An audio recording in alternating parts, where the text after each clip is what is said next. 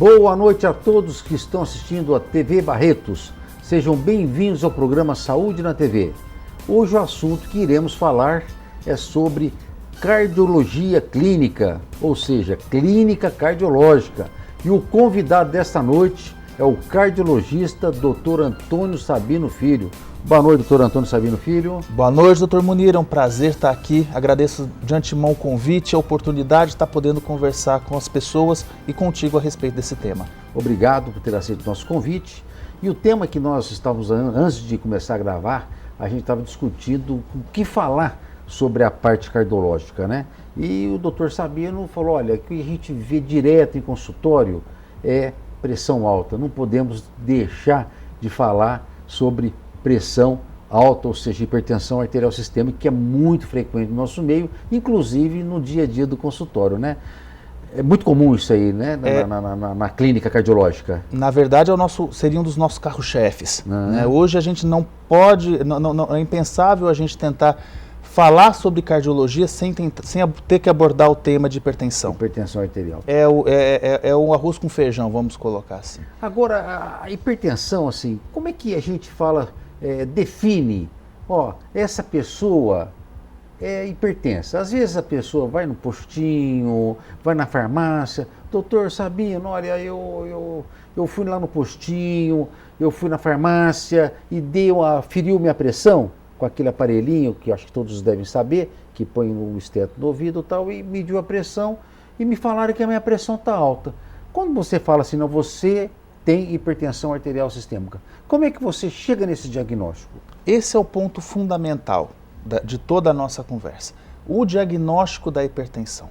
A gente tem a dona Maria, o seu João, que passa por um nervoso, passa por uma contrariedade, vai medir a pressão e a pressão está alta. E sempre vai ter alguém falando, agora a senhora é hipertenso. Então vamos primeiro conceituar o que é isso para o nosso público entender.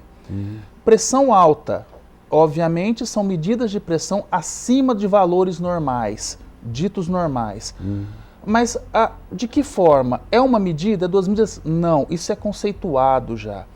Para a gente poder falar de pressão alta, de hipertensão, nós temos que estar falando de valores continuamente altos. Não é uma medida, não é 2 medidas. O último consenso brasileiro de 2010 prega que a gente vai falar que um paciente, ele é hipertenso, pelo menos de 2 a 3 medidas em consultório com valores acima do normal, desde que observados os critérios corretos de medição. Não adianta a gente medir a pressão naquele aparelhinho que não está sendo regulado, que está largado na gaveta há mais de 1 ano e querer achar que isso vai dar certo. E uma medição não é o suficiente para dar o diagnóstico. De forma nenhuma. Tanto que o que vem sido postulado, o que vem sido pedido para a gente, inclusive é uma diferenciação daquela pressão que é medida em consultório, daquela que a gente vai medir no posto de saúde, na nossa casa. Infelizmente, ou felizmente, é a carga que vem o avental branco. O paciente assusta, né? Assusta, o paciente chega... E realmente isso é real? A pessoa... É real. Aumenta a pressão da pessoa? A ponto da Sociedade Brasileira de Cardiologia, no último consenso, estipular medidas diferentes para ser colocado em consultório e em casa. Olha no consultório, eu vou tolerar que um paciente tenha uma pressão até 14 por 8,5. Eu vou considerar isso normal. Em casa, isso já seria uma hipertensão. Olha só, então depende do estado emocional, do momento, inclusive, na hora que aquela pessoa vai medir a pressão. Exato. Vamos supor, a pessoa está no meio da rua, vem um cachorro, um pitbull, né? E pressão. Depois, após aquele susto, vai aferir, medir a sua pressão. Obviamente vai estar alta. É lógico. É normal. É normal. É normal, e né? Mesmo quando a gente está fazendo aquela passeadinha pelo centro, resolvemos entrar numa farmácia para medir a pressão. Não dá para chegar e medir depois de uma bela passeada. Nós temos que passar pelo menos 5 minutos sentados, descansando, para que essa medida seja válida, que essa medida seja aproveitável. E aí nós vamos entrar também no outro detalhe. Qual aparelho utilizar? Hoje em dia, nós vemos as várias cirúrgicas, até em farmácia, tem aqueles aparelhinhos baratinhos sendo vendidos. São ruins? Quem sou eu para dizer que aquilo é ruim? Que põe no pulso. Exato. Tudo, né? O que as nossas pessoas, quem está nos assistindo, tem que perceber? O meu filho me trouxe o aparelho lá do exterior, que ótimo, mas o que nós temos que prestar atenção? Esse aparelho é um aparelho referenciado? Existe um site onde a pessoa pode conferir se aquele aparelho que ela acabou de comprar, ele apresenta um calibre um bom controle, Aham. visto isso pela Anvisa.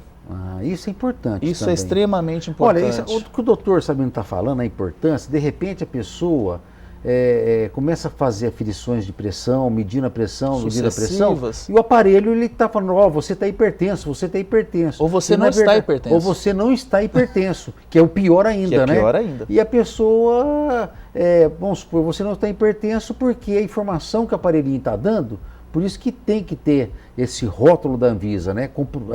Comprovando que é um aparelho que tem uma certificação de que vai dar a aferição correta, né? Mesmo os nossos aparelhos, aqueles de clínica, aqueles aparelhos que nós temos em farmácia, existe uma regulamentação da Anvisa que agora eles têm, periodicamente devem ser calibrados e hoje existe um selo que é colocado nesses aparelhos no momento da calibração, certificando que aquele aparelho está em condição de uso. Agora, vamos chegar, o paciente vai no seu consultório. Doutor Sabino, eu tenho hipertensão arterial. Como é que você vai falar assim, não, realmente você tem? Quantas aferições você vai fazer para essa pessoa? Para falar assim, não, você é hipertenso e vou te dar as orientações depois disso aí. Dentro do consenso é muito bonito, nós dizemos, não, vamos aferir 3, 4, em 4 consultas. É pouco prático, no meu entender, é pouco prático. O que nós vamos pegar esse paciente, o que a gente vai fazer com a dona Maria que foi queixando que mediu a pressão, que a pressão estava alta? Obviamente, usando todo o rigor, nós vamos medir a pressão da dona Maria e a gente vai usar uma coisinha que nós vamos falar bastante, que chama estratificação de risco. Né? Um nome um pouquinho complicado, mas que quer dizer, nós temos que conhecer aquela pessoa. Antes de tratar, nós devemos conhecer esse paciente. Ele tem risco? Como é que é essa pessoa? Qual a idade dela? Nós sabemos que com o decorrer da idade, próximo aos 60, 70 anos, há uma tendência ao aumento de pressão. Essa pessoa, ela é obesa? Né? Nós sabemos que o índice de cintura maior que 102 para homens e 88 para mulheres está relacionado ao aumento de risco cardiovascular e de aumento de pressão. Quais são os hábitos dessa pessoa? É tabagista? É etilista? Fuma? Bebe? É ansiosa? Isso tudo entra num julgamento final de saber quando nós vamos entrar com remédio para a dona Maria, para o seu João. Nós também podemos lançar mão de alguns exames complementares que estão aí para ser usados. Tem o mapeamento da pressão arterial, que é um aparelho que vai com a pessoa, passa 24 horas aferindo essa pessoa mediante vários protocolos. E a partir do relatório que é emitido desse aparelho, eu tenho como dizer, essa pessoa está mantendo pressão alta, essa pessoa contínua, que entra no conceito de pressão alta. Aí você tem realmente, facilita muito o diagnóstico. Facilita muito a vida. Ou é uma hipertensão mascarada, aquela que vem normal no consultório, mas no geral ela é alta. Olha, ou a hipertensão do avental branco. Então, na verdade, assim, é difícil você chegar e confirmar assim, você é hipertenso ou não. É um estudo muito intensivo em cima desse paciente, né? O dizer que uma pessoa está com um nível de pressão alto é fácil. Se o aparelho está certo, se não, é uma outra conversa. Mas dizer que a pessoa está com uma pressão alta é fácil. Definir que essa pessoa é hipertensa ou não, esse é o nosso desafio. Esse é o desafio. Para todo o grupo da cardiologia, né? Para todo o grupo da cardiologia. Agora, a pessoa hipertensa, né? O que ela sente? Ou se sente ou se não sente? O que é mais frequente? Fala, acho que eu estou com pressão alta. Né? Eu queria que você me falasse em porcentagem do quadro clínico, da sintomatologia. Esse é um dos grandes desafios em relação ao paciente hipertenso. Eu vou ter aquela pessoa, aquele paciente que começa o 14/9, 15/9, já sente aquela dor de cabeça típica, aquela dor na nuca, às vezes aquela dor na têmpora, que é pulsante, aquela opressão na nuca. Nós podemos ter, quando já tem uma alteração do sistema nervoso central, aquelas luzinhas piscando, a gente chama de escotoma. Já são indícios muito fortes. Formigamento de mão, face, já indica mais ou menos um caminho. Está avisando, né? Esse daí é o fácil. O nosso problema, aquele pessoa que chega nos 20/10 e não está sentindo absolutamente nada. Tem isso. E Com é certeza. comum? É frequente? Não diria que seja comum, mas existe. Assintomáticos. Assintomáticos completos. Eu já tive em consultório paciente que me 20/12, chegou com né? 21/12. Nós falamos errado a pressão, na verdade, é um cacuete nosso, é 210/120. E a pessoa conversando normalmente, sem uma dorzinha de cabeça para contar a história. Aí está o vilão. Aí é o grande problema. É aquela pessoa que nunca teve nada, nunca sentiu nada e quando sentiu, vai esperar a gente lá no pronto-socorro com um quadro de AVC, com um infarto, porque a hipertensão é fator de risco para várias doenças. Então vamos fazer o seguinte, no próximo bloco, vamos no intervalinho, eu gostaria que você falasse de todas as complicações. Tá joia? Vamos no intervalinho e já voltaremos. De volta à Saúde na TV, o assunto que estamos falando é sobre clínica cardiológica, com o nosso convidado, cardiologista, Dr. Antônio Sabino. Dr. Sabino, com relação às complicações da hipertensão arterial sistêmica, né? Você disse que pega, às vezes, casos de 220/120, né? E a pessoa não sente nada, né? Aí mora o perigo, né? Onde que tem uma chance maior de ter complicações. E quais são essas complicações que pode vir a acarretar para a pessoa? Nós temos que pensar primeiro que uma coisa tão séria e que está vindo de dentro para fora, nós estamos criando isso tem uma conta para ser paga, né? O principal situação que nós temos, as complicações da hipertensão, são lesões de órgão-alvo. Né? Se a gente puder mostrar a questão eu trouxe uma imagenzinha de um ecocardiograma. Essa imagem? Que é isso, essa imagem. Isso aí, na verdade, é uma representação de um dos exames que nós fazemos, que é de ecocardiografia, onde é um ultrassom específico do coração que mostra o coração batendo. Um pouquinho diferente do que nós estamos acostumados, ele está invertido, mas é essa. O que nós podemos ter numa situação dessa? Mediante um quadro de hipertensão de longa data, sintomático ou não, nós vamos ter paredes espessas de coração. Por conta do quê? Aumento de estresse. O coração é uma bomba. Trabalhando em alta pressão. Trabalhando em alta pressão. Como isso funciona? Ele precisa aumentar a força de contração. Ele hipertrofia suas paredes. Então isso é bom, meu coração está ficando forte. Não é bem assim. Isso é uma lesão. Da mesma forma, nós vamos ter lesão em microcirculação, nós podemos ter lesão renal, nós podemos ter lesão em sistema nervoso central, os AVS, os acidentes vasculares encefálicos, os ditos derrames, interligados ao coração. Todos os que sofrem o efeito da pressão. E em principal, dentro da área da cardiologia, ele é um fator de risco importante para a doença arterial coronariana. O nome bonito do nosso infarto. Puxa vida. Né? Então a pressão alta, além, obviamente, de ter uns fatores de risco, né? Que pode levar ao infarto, que é o tabagismo, diabetes. Ela entra dentro da composição. História familiar, dislipidemia, tabagismo. É uma gama muito grande. E às vezes nem todos eles vão estar presentes na mesma pessoa. Precisamos de um evento. Uma vez que existe a placa de ateroma dentro das nossas artérias, uma vez que existe obstrução do fluxo da irrigação cardíaca, isso é uma coisa interessante de nós pensarmos. O coração é a grande bomba, é ele que manda o sangue para todos os órgãos do corpo. Porém, ele precisa ser irrigado. E ele tem uma rede muito peculiar de irrigação própria, que são as artérias coronárias, que quando elas são obstruídas, ela para de irrigar aquele músculo. O coração é um músculo e aquele músculo para de funcionar.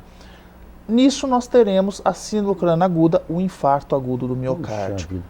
A hipertensão por si só pode levar a um entupimento das coronárias? Ela é um fator de risco importante. Importante, a pressão alta. É Isso. Importantíssimo, né? Muito importante. Obviamente, aí que a gente fala, entra o tabagismo, né, que não precisa nem de falar, a dislipidemia, que é o colesterol, o triglicéridos alto também.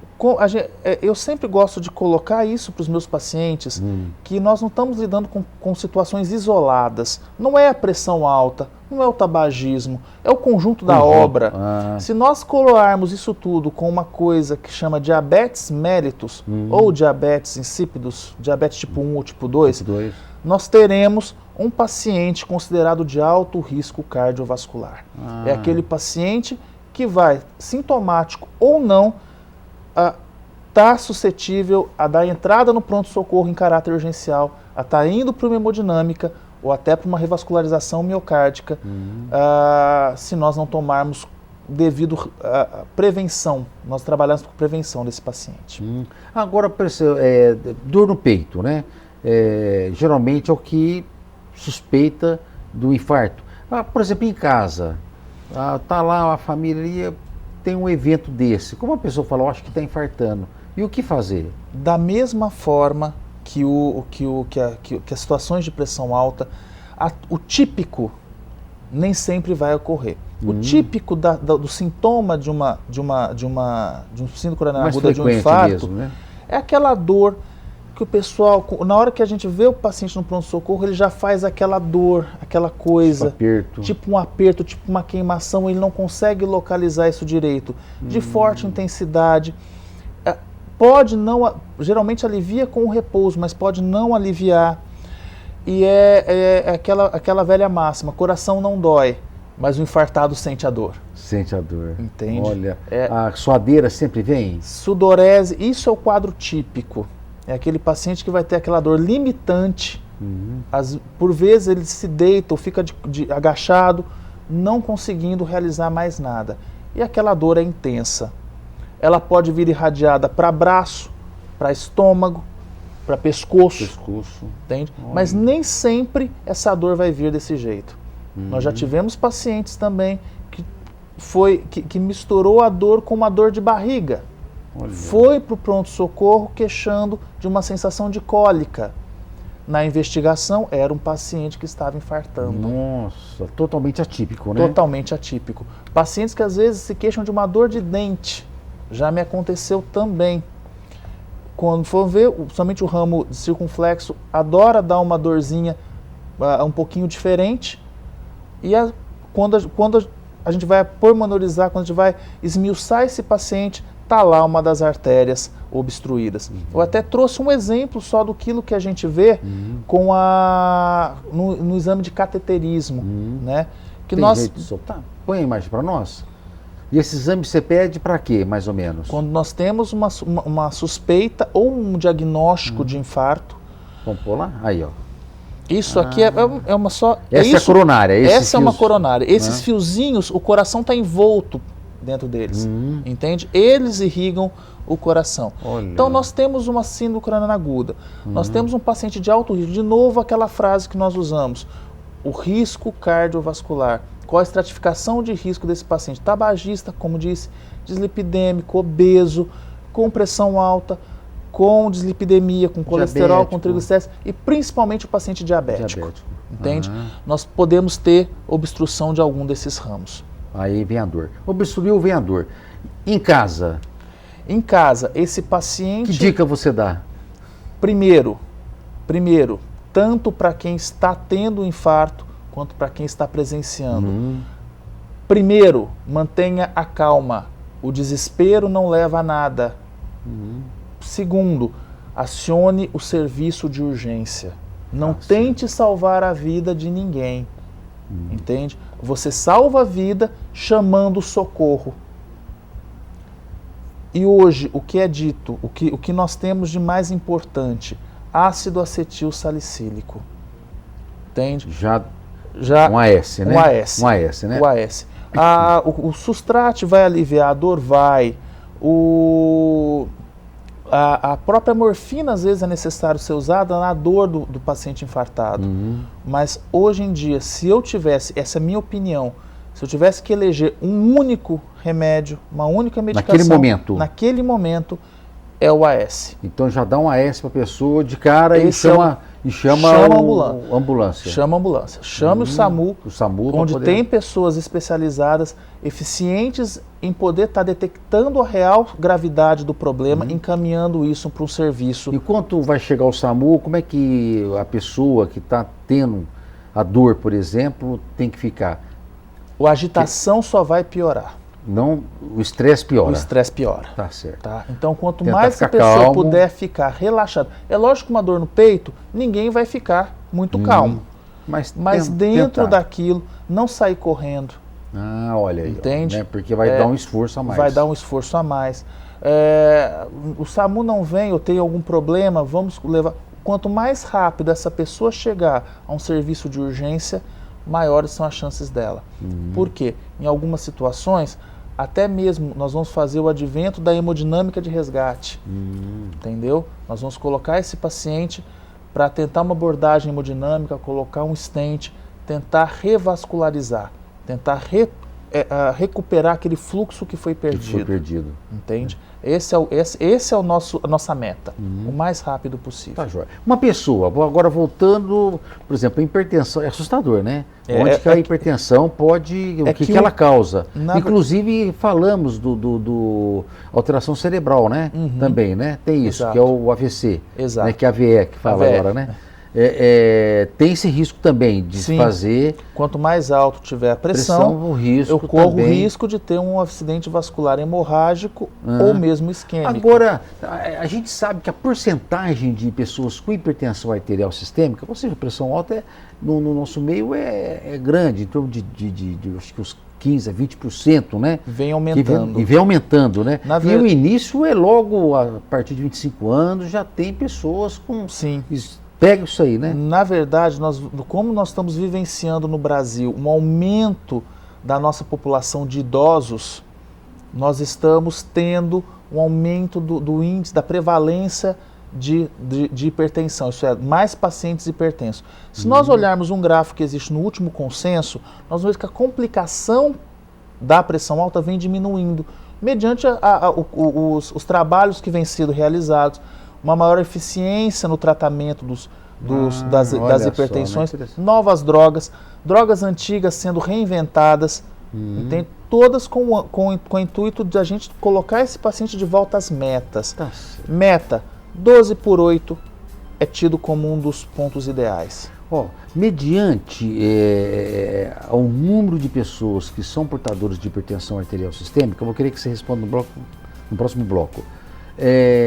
Qual a orientação que você dá para o hipertenso? Qual a orientação que você vai dar para essa pessoa? Ok? Vamos para o intervalinho e já voltaremos. De volta à Saúde na TV, estamos entrevistando o Dr. Sabino, cardiologista, e falando sobre clínica cardiológica. E dentro da clínica cardiológica, a patologia mais comum é a hipertensão arterial sistêmica, que uma porcentagem, a maioria dentro do consultório, né? E a pergunta que ficou, devido na clínica cardiológica, a hipertensão arterial ser uma das causas mais frequentes que vem no seu consultório e uma gama muito grande de pessoas que é portadora da hipertensão, qual a orientação, Dr. Sabino, que você dá para essas pessoas portadoras de hipertensão? Vamos lá. Então, se nós colocarmos nessa seara aí toda, toda essa questão, a gravidade que a hipertensão tanto por ela em si como um fator de risco para demais doenças, nós precisamos tratar esse paciente. Entende? Nós precisamos tratar o paciente. Tratado é paciente dentro das metas. As metas hoje da Organização Mundial de Saúde, dos consensos brasileiros, dos consensos americano e europeu. Esse paciente precisa ser tratado. Como que nós vamos tratar esse paciente? Eu não vou discutir sobre a questão de remédio, é muito particular, de colega para colega. Às vezes o Dr. Munir quer tratar de um jeito, o Dr. Sabino quer tratar de outro. Algum dos dois está errado? Não. São métodos de medicações diferentes. Isso eu acho que é muito técnico para nós abordarmos. Mas é muito interessante a pergunta que o paciente deve se fazer. O que eu posso fazer? O médico, ele vai lhe mostrar o caminho, mas quem trata ainda é o paciente. Olha. É ele quem vai se colocar, é ele quem vai querer mudar essa situação.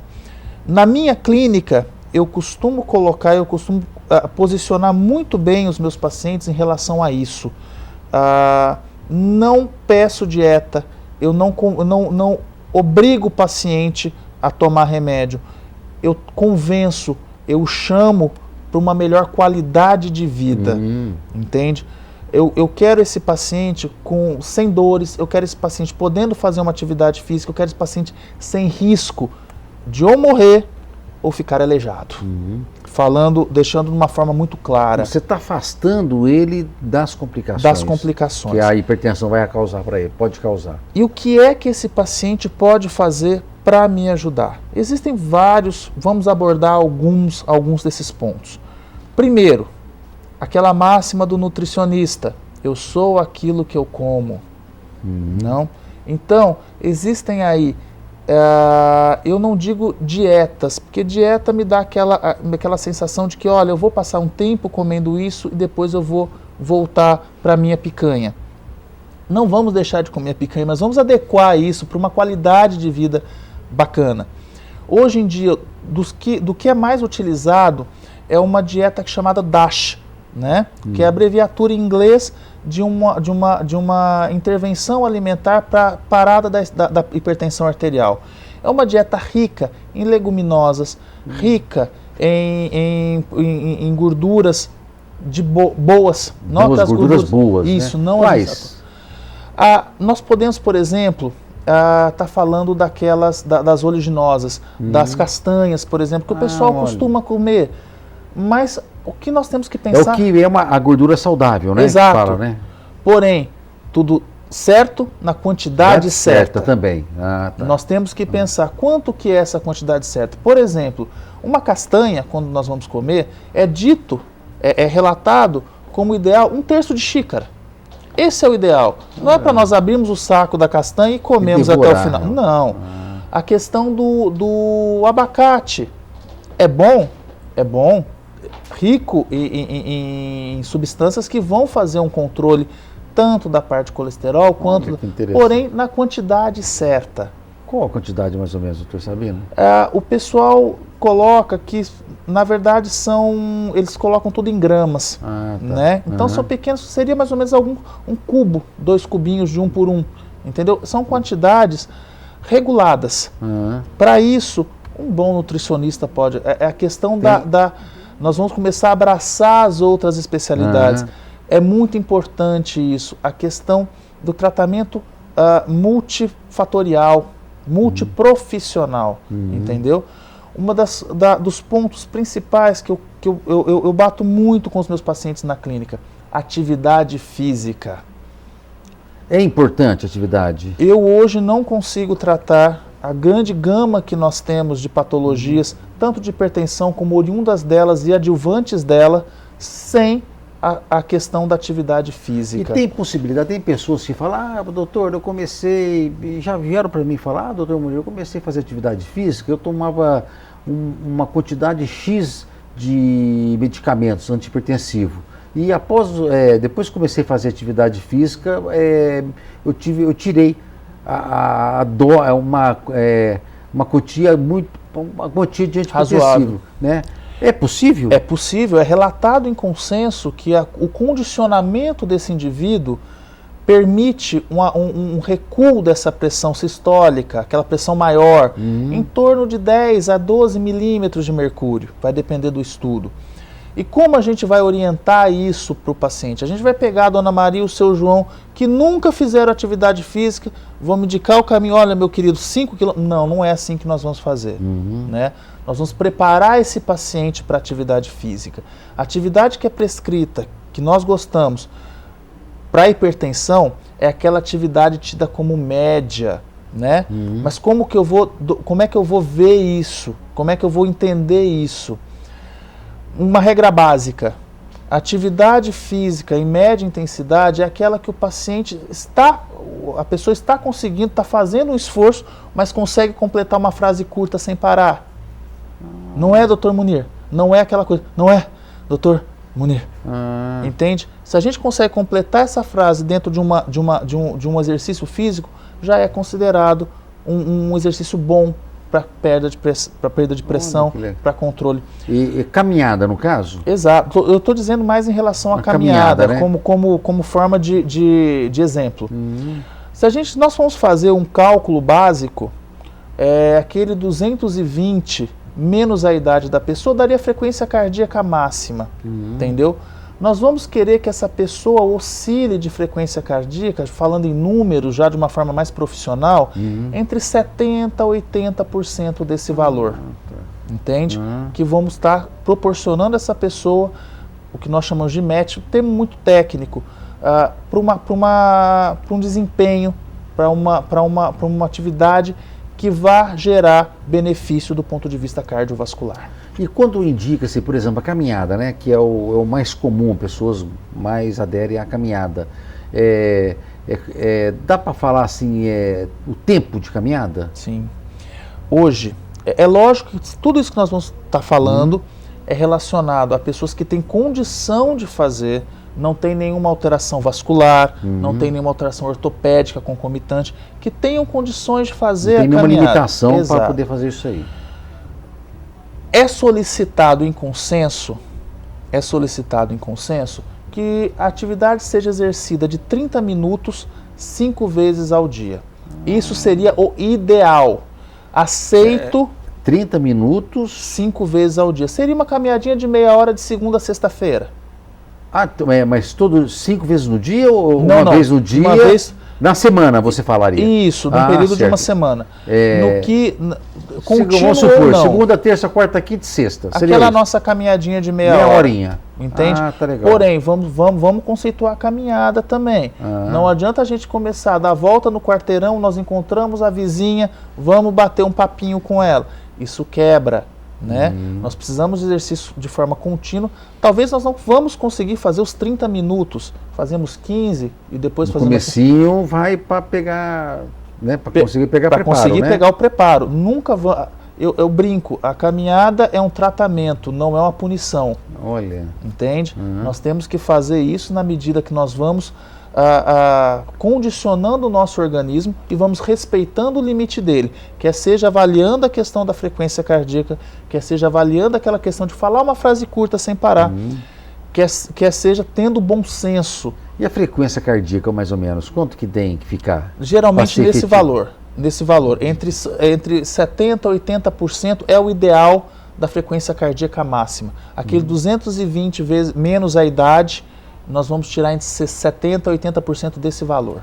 Por exemplo, 220 para todo mundo. 220. Menos a idade. Umas pessoas de 50 anos. 50 220 anos, vai dar 170. 170. Aí nós vamos tirar 70%, 80% desse disso, valor. Tá. Entendeu? Aí você vai tirar, fazer os 70%, é a frequência que é uma frequência de treinamento. Isso é o básico, né? Seria o ideal, é o que o último consenso pede em relação à prevenção.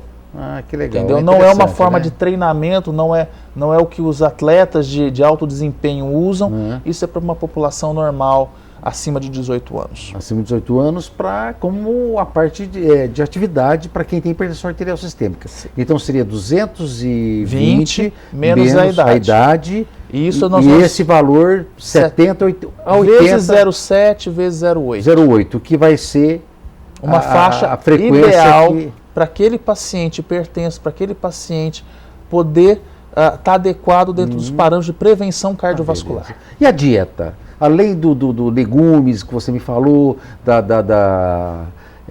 diminuição de gordura, a castanhinha, dica, não adianta também querer exagerar muito, frutas. Né? O que nós temos hoje? Com relação hoje? ao sal, queria que você falasse. Sódio. Sódio é o grande vilão. Né? Lembrar que o sódio não é aquele que está no saleiro que nós colocamos na... Esse daí todos nós sabemos que nós devemos evitar. Os enlatados, os embutidos, alguns refrigerantes tidos como light. Isso é dica, né? Isso é importante. Tem uma quantidade de sódio muito acima do que é esperado. Ah, os lights, refrigerantes lights, tem Se sódio. olhar ali a tabelinha que vem, vai notar que em relação ao normal, tem menos calorias sim, mas tem mais sódio. Tem mais sódio. E além do sódio, vamos falar de outras coisinhas. Não podemos perder a ingestão de potássio, cálcio e magnésio. Eles também estão relacionados com a queda da pressão, com a prevenção cardiovascular. Olha só que coisa interessante, hein? E a pessoa adere bastante na dieta e na atividade física, os pacientes? Tudo isso que nós colocamos é uma questão de convencimento. Né? Essa pessoa adere, eu tenho um alto grau de aderência na minha clínica, sim. Tem que estar orientando. À medida em que essa pessoa tem um problema, está sentindo os efeitos daquele problema, e com essa abordagem ela melhora. Ela para de ter as dores de cabeça, ela começa a ter mais ânimo, ela começa a enfrentar a vida dela de uma outra forma. A parte psicológica me ajuda muito, entende? Quando esse paciente está se sentindo bem, é um paciente bem tratado. Olha só. Ele vai querer se tratar. Então, hoje, se perguntar, é difícil, é relatado internacionalmente que é difícil a adesão do paciente, é difícil nós deixarmos de comer nossa picanha de fim de semana, é difícil nós controlarmos a ingestão de álcool das pessoas, mas uma vez que nós colocamos para ela uma qualidade de vida melhor, onde ela se sinta bem, né? Esse eu acho que é o maior atrativo. Não é eu ser simpático, o Dr. Munir ser simpático, é questão do se sentir bem. Isso é importante, eu acho que né? essa é a nossa meta. Essa é a meta. É a qualidade de vida. Doutor Sabino, chegou ao final, gostaria que você fizesse suas considerações. Eu agradeço imensamente a oportunidade de estar aqui contigo, de poder estar falando com as pessoas que nos assistem. Queria muito fechar colocando essa situação. A doença cardiovascular hoje ela é um limitador. E o tratamento não é aquela coisa chata, não é o receituário médico. O tratamento é tudo aquilo que nós podemos englobar, que nós podemos abraçar esse paciente para que ele se sinta melhor, para que ele tenha uma vida mais produtiva, uma qualidade de vida boa. Esse eu acho que pelo menos é o que eu coloco em minha clínica, sendo o meu objetivo. Eu agradeço demais a oportunidade de estar aqui, sempre à ordem, por aquilo que eu puder ser útil. Doutor Sabino, muito obrigado por ter aceito nosso convite. Parabéns pela sua didática. Com certeza todos aí foram beneficiados com essa exposição com relação à clínica cardiológica. Obrigado a todos que estão nos assistindo. Obrigado pela audiência. Até a próxima quarta-feira. Tchau!